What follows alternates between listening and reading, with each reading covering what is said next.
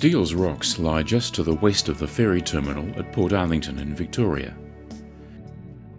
A fishing village on the Bellarine Peninsula, just over an hour by ferry from Melbourne, Port Arlington is perhaps best known for its mussels and its Celtic music festival.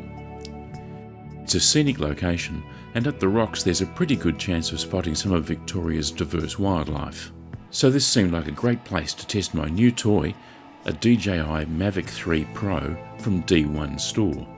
I've been using my original MAVIC Pro for a number of years, and it's produced first-rate results in a range of documentaries, from coastal ecology at Inverloch to farming life in the Dandenong Ranges to stained glass in war memorials.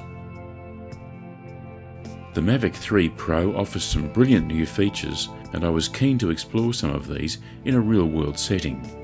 Steele's Rocks are very close to the Esplanade and also close to shore, so it's an easy location to get to.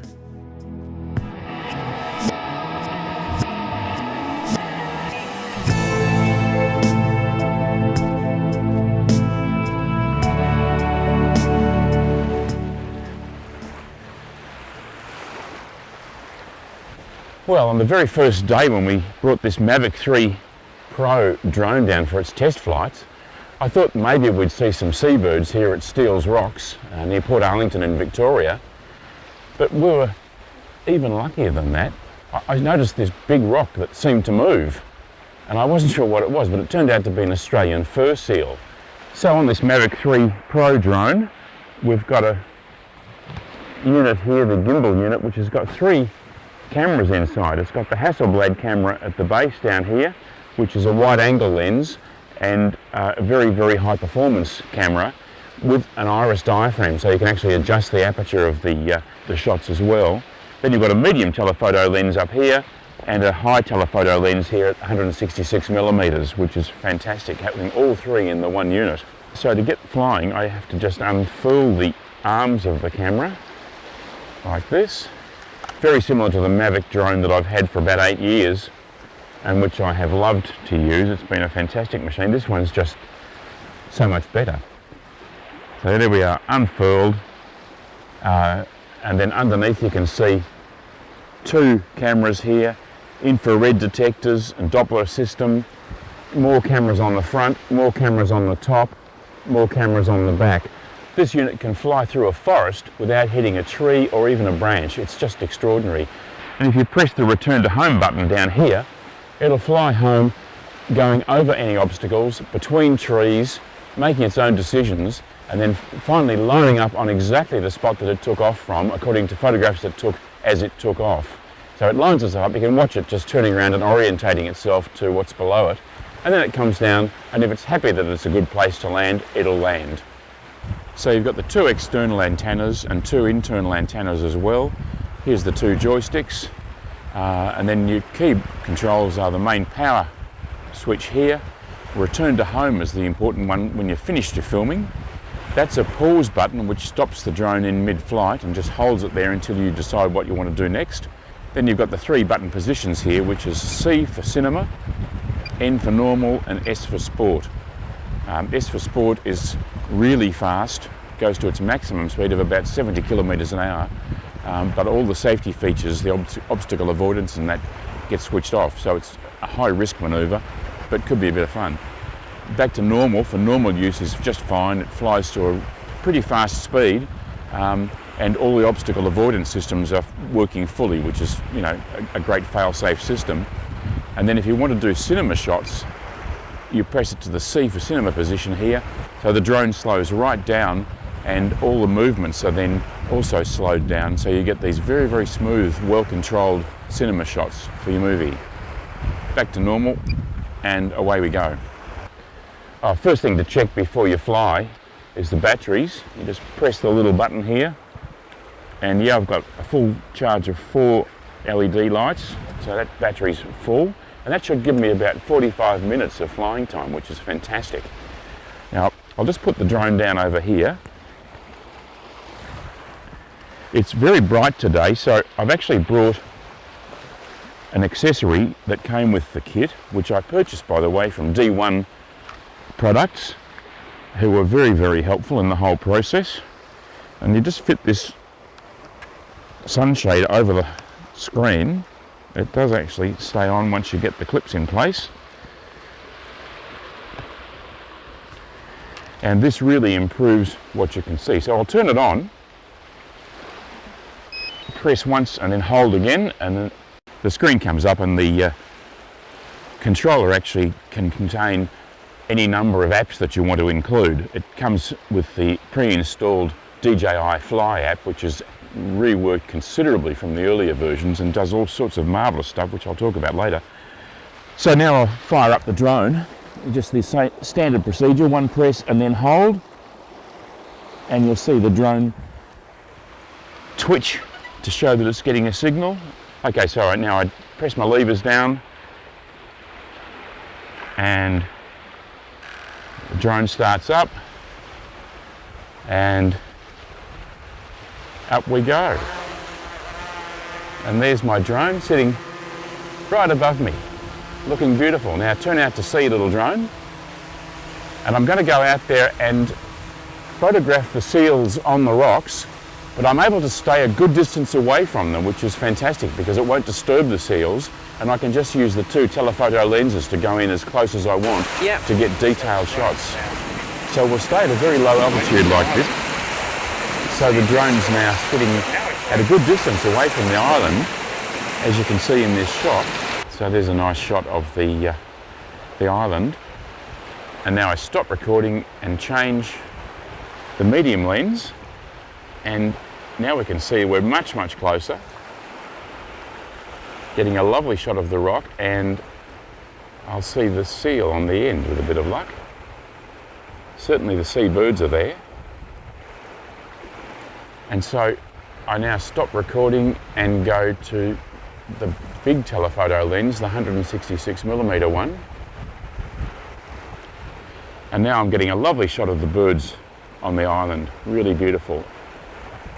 The seals moved away a bit, and if I rotate a little bit further, there's the Yuyangs in the distance behind the rocks, way off in the distance. Let me just go back to the wide camera to show you how effective that telephoto lens is.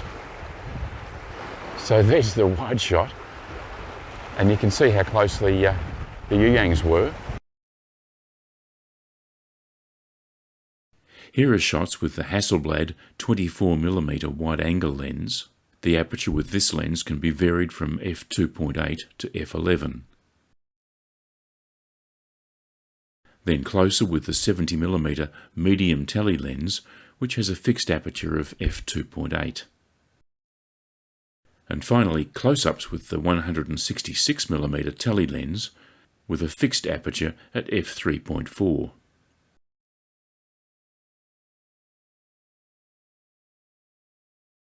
Each lens can be digitally zoomed using the right-hand wheel on the controller. This is usually best avoided because there's inevitable loss of sharpness with digital as opposed to optical zooming. But the huge advantage of having these two additional telephoto lenses is that you can get really good close-ups of animals like birds and seals without getting the drone so close that you frighten them off. That's a huge plus. Of course, you may also have an action camera as well as a drone, in my case a Sony X3000, so I can easily supplement my drone aerials with underwater shots which really add to the variety. Here are some birds I sneaked up on from under the pier at Curlewis Jetty.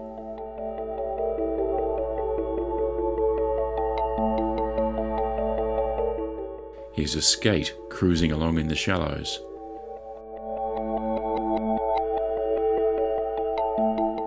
And a very curious little toadfish who couldn't resist swimming up to the camera for a quick selfie. I bought the MAVIC 3 Pro and RC Pro controller from D1 Store. I also opted for several important extras that improve performance and reliability and ease any worries about mishaps with a drone worth more than $3,000. The Fly More combo pack adds about $1,000 to the price, or $2,000 if you add the RC Pro controller. For this you get 2 additional flight batteries, 3 sets of spare propellers, a 100-watt charging hub to charge 3 batteries simultaneously, a USB power adapter with mains cord, a custom storage cover, a set of ND filters, and a well-made sturdy shoulder bag. The RC Pro controller provides many advantages, including 4 aerials for reliable signal transmission, a brilliant Full HD touchscreen, micro SD card, USB-C and HDMI connectors, a full Android operating system supporting additional apps, and internet connection. Finally, I took out the 2-year DJI Care Refresh plan, which for around $500 gives you drone replacement for accidental damage or even complete loss like crashing into the sea. There's a small excess charge for up to 3 losses, and if you don't make any claims in 2 years, you get a 3rd year's cover for free. I've had my first series MAVIC Pro for about 8 years and have never damaged or lost it, despite a couple of close calls. But with a drone as valuable as the MAVIC 3 Pro, this plan gives great peace of mind. Well worth considering. To sum up then, the DJI MAVIC 3 Pro is a beautifully built aircraft that is stunningly stable in flight. The RC Pro controller is superb, and the options available in the latest DJI Fly app are beautifully implemented and intuitive to use. With the option of numerous preset maneuvers, including active tracking, as well as the ability to set up your own waypoints, capturing stunning footage is really only limited by the weather and your own imagination. The benefits of having 3 cameras, with a primary Hasselblad camera featuring a controllable iris, are immense. D1 Store provided excellent responsive assistance with a few teething troubles I had, and they included a number of very useful extras, such as the tempered glass protective screen cover, and even a Freewell circular polarizer, which really is a must-have accessory. This is a fine piece of kit for any professional filmmaker, and the results are exemplary. Of course, if you're really serious, you can fork out another $2,000 for the Cine model, which includes a full terabyte of internal memory, and that's essential if you're wrangling Apple ProRes files at 422 HQ resolution. Oh, and there's an even bigger, better version that sells for about $22,000, but that really is in a different league. For my money and the kinds of films I make, the MAVIC 3 Pro really hits the sweet spot. I love it.